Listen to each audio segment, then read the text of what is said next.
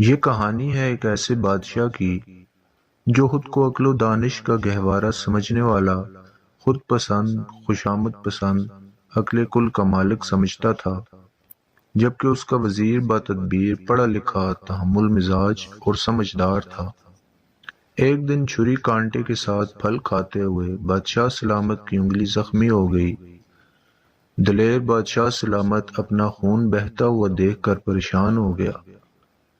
وزیر نے کہا، ذل الہی، فکر کی کوئی بات نہیں، اس میں بھی اللہ کی طرف سے کوئی حکمت پوشیدہ ہوگی۔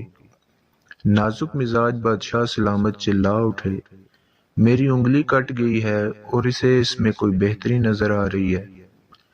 بادشاہ نے سپاہیوں سے کہا، اسے جیل میں ڈال دو۔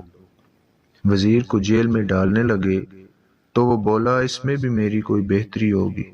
کچھ دنوں بعد بادشاہ کی انگلی ٹھیک ہو گئی اور بادشاہ سلامت ایک دن اکیلے ہی جنگل کی طرف نکل گئے۔ واپسی پر راستہ بھٹک گئے اور کسی دوسرے علاقے میں پہنچ گئے۔ وہاں کے وحشی لوگ بادشاہ سلامت کو پکڑ کر اپنے سردار کے پاس لے گئے۔ سردار نے کہا، اسے کمرے میں بند کر دو، ہفتے کے دن اس کی قربانی ہوگی۔ مقررہ دن بادشاہ سلامت کو جب قربانی کے لیے چبوترے کی طرف لے کر جا رہے تھے تو ان کے مذہبی پروہت کی نظر اس کی انگلی پر پڑی جہاں اسے کٹ کا نشان نظر آیا۔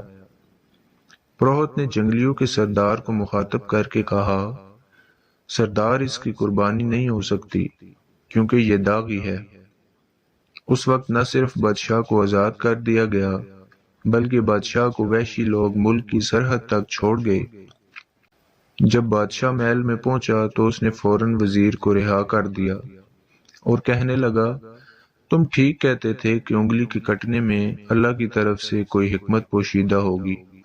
زخم کے اس داغ کی وجہ سے میری جان بچ گئی۔